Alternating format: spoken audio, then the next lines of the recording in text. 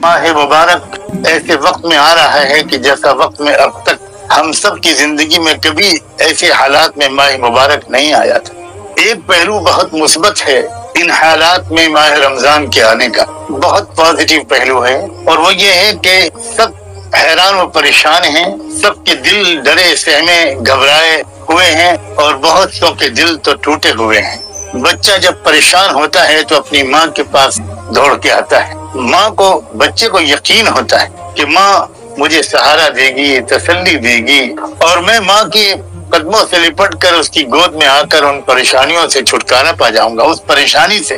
چھٹکارا پا جاؤں گا۔ اسی وجہ سے یہ عاجز عرض کر رہا ہے، بس اس مرتبہ کا رمضان مبارک میں بھی ایسا گزار لوں، اور آپ سب بھی،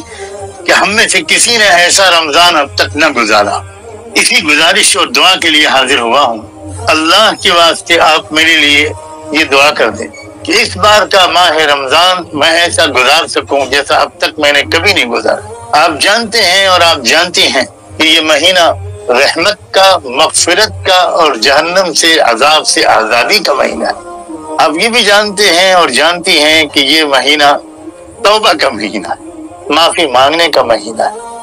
روٹھے رب کو منا لینے کا مہینہ ہے۔ اور بار بار آپ سن چکے ہیں کہ صبح سے لے کر رات تک اور رات سے لے کر صبح تک اس مہینے میں اللہ بے شمار بندوں اور بندیوں کو معاف کرتا رہتا ہے، اور بلکہ اسی لیے وہ اس مہینے کو بھیجتا ہے بار بار۔ اس وقت تو حالات اس بات کی گواہی دے رہے ہیں کہ اللہ ہم سے سخت ناراض ہے، اور اس ناراضی کو دور کرنے کا ہمارے پاس کوئی راستہ نہیں ہے سوائے اس کے کہ اب ہم دل کی گہرائیوں سے اپنے جرموں کا اقرار بھی کریں، اور اب اپنی زندگی کو ہمیشہ کے لیے بدل ڈالنے کا فیصلہ کر دیں اور شروعات کر دیں۔ کچھ اللہ کے بندے اب بھی امت میں ایسے موجود ہیں جنہیں وقتاً فوقتاً یا کبھی کبھی کہہ لیجئے کہ رحمت دو عالم صلی اللہ علیہ وآلہ وسلم کی زیارت اور ہم کلامی کی دولت نصیب ہو جاتی ہے۔ ایسے ہی ایک بندے کو حال ہی میں 2 بار رحمت دو عالم صلی اللہ علیہ وآلہ وسلم کا دیدار اور کچھ ارشادات سننے کا شرف حاصل ہوا۔ میری زبان لڑکھڑا رہی ہے ان باتوں کو نقل کرتے ہوئے جو ان دونوں موقعوں پر اللہ کے رسول صلی اللہ علیہ وآلہ وسلم نے اپنے اس امتی سے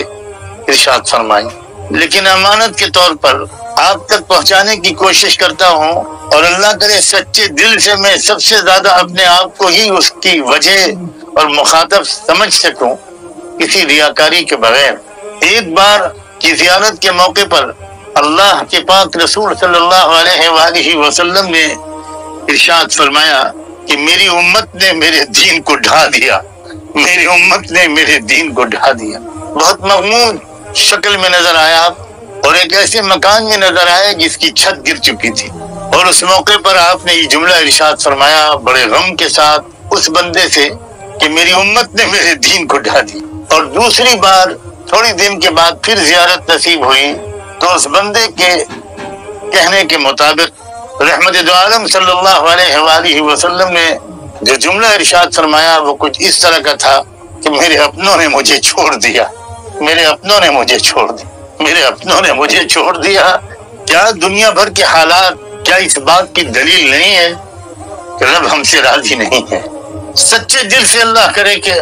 یہ اعتراف ہم میں سے ہر ایک کو اور سب سے زیادہ اس کہنے والے کو نصیب ہو جائے کہ اللہ شاید یہ میری ہی گناہوں کی سزا مل رہی ہے۔ ہر شخص سوچے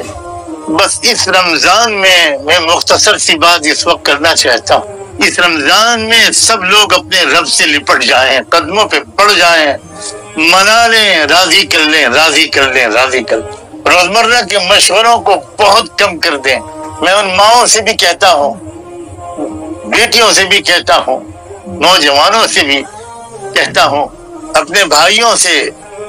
بھی عرض کرتا ہوں، زیادہ سے زیادہ وقت اس رمضان میں اللہ کرے کہ میں اور آپ سب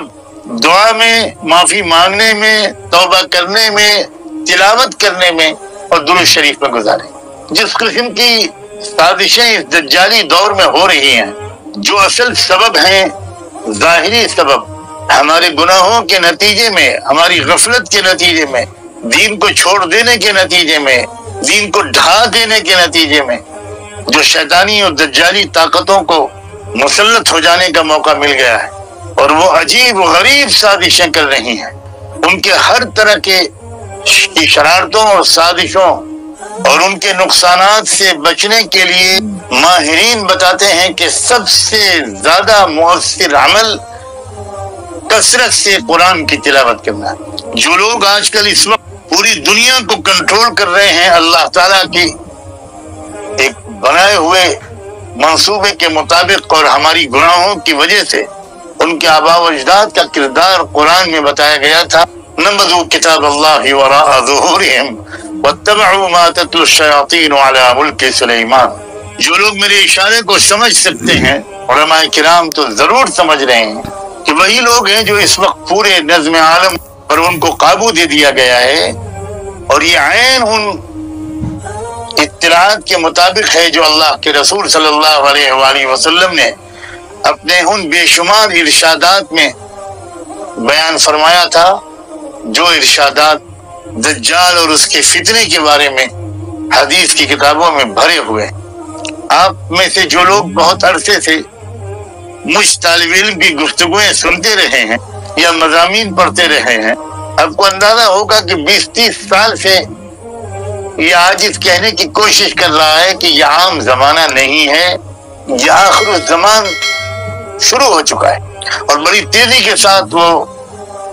جو واقعات و حوادث دنیا کے مختلف علاقوں میں وقوع پذیر ہو رہے ہیں، یہ وہی واقعات و حوادث ہیں جن کا حدیث فتن میں تذکرہ آیا ہے۔ آپ میں سے جو لوگ پچھلے رمضانوں میں روزانہ 1 پارہ پڑھتے تھے، اللہ کے واسطے اس مرتبہ مقدار بڑھا دیجئے۔ 1 پارہ جو پڑھتے تھے وہ 3 پارہ کر دیں، جو 3 پارہ روز پڑھتے تھے رمضان میں وہ 5 پارے کر دیں، جو 5 پارے پڑھتے تھے وہ 7 پارے کر دیں۔ کوشش کریں کہ زیادہ سے زیادہ قرآن مجید کی تلاوت اور کلمہ طیبہ لا الہ الا اللہ کی کثرت کریں، خوب پڑھیں اس کو، یقین کے ساتھ، محبت کے جذبات کو اللہ تعالیٰ کے ساتھ جوڑنے کی کوشش کرتے ہوئے جب لا الہ الا اللہ پڑھیں تو کبھی ذہن میں کیفیت ہو لا معبود الا اللہ کی، کبھی لا محبوب الا اللہ، کبھی لا مرغوب الا اللہ، کبھی لا مقصود الا اللہ۔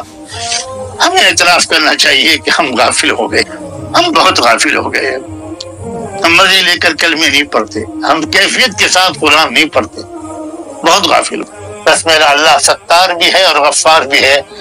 اللہ معاف کر دے، اور اس مرتبہ رمضان ایسا گزروا دے اللہ جیسا گزرنا چاہیے، جیسا اب تک نہیں گزرا، اور کثرت سے درود شریف بھی پڑھے۔ موجودہ حالات میں اللہ کے بہت سے وہ بندے جو روحانیات کے رازوں کو کچھ سمجھتے ہیں، وہ سمجھ رہے ہیں کہ اس وقت درود شریف کثرت سے پڑھنے کے کیا فائدے ہوں گے۔ ہر دور میں اور ہر زمانے میں درود شریف بہت زیادہ اعلیٰ درجے کا ذکر ہے، اتنا اعلیٰ درجے کا ذکر ہے اور اتنی زبردست دعا ہے کہ صحابہ نے تو پوچھتے اللہ کے رسول سے یہ تک فیصلہ کر دیا کہ اللہ کے رسول اب میں تو اللہ سے کچھ مانگوں گا ہی نہیں، صرف درود پڑھتا رہوں، کیونکہ بار بار اشارہ ہو رہا تھا اللہ کے رسول کی طرف سے کہ تم جتنی چیزیں اللہ سے مانگنا چاہتے ہو وہ سب تم کو مل جائیں گی اگر تم مجھ پر درود شریف پڑھتے۔ تو پہلے ارادہ کیا کہ اچھا اب میں چوتھائی جو ذکر ہے میرا وہ میں درود ہی کے لیے خاص کر دوں گا، پھر کہا کہ تہائی، یہاں تک کہ بڑھتے بڑھتے یہ کہا کہ بس اب تو میں صرف، اور جب صحابی نے کہا کہ اب میں درود ہی درود پڑھوں گا صبح سے رات تک، تو آپ نے تو عجیب بات فرما دی، پھر سن لو تمہاری ساری فکریں دور ہو جائیں گی، ضرورتیں سب پوری ہو جائیں گی، تمہاری سب دعائیں قبول ہوں گی۔ تو اس وقت جو حالات ہیں، اللہ اکبر، ذرا تصور تو کیجئے، ہم اور آپ میں سے تو بہت سے لوگ ابھی تک اپنے گھروں میں بیٹھ کر کھا پی رہے ہیں، لیکن میرے کروڑوں بھائی، میرے کروڑوں بیٹے، میری لاکھوں بیٹیاں، میری بہنیں ان پریشان حالوں کا تصور کر کے تڑپ کر ان کے لیے بھی دعا کیجیے، یہ اس رمضان کو ایسا گزار لیں جیسا اب تک کوئی نہ گزارا۔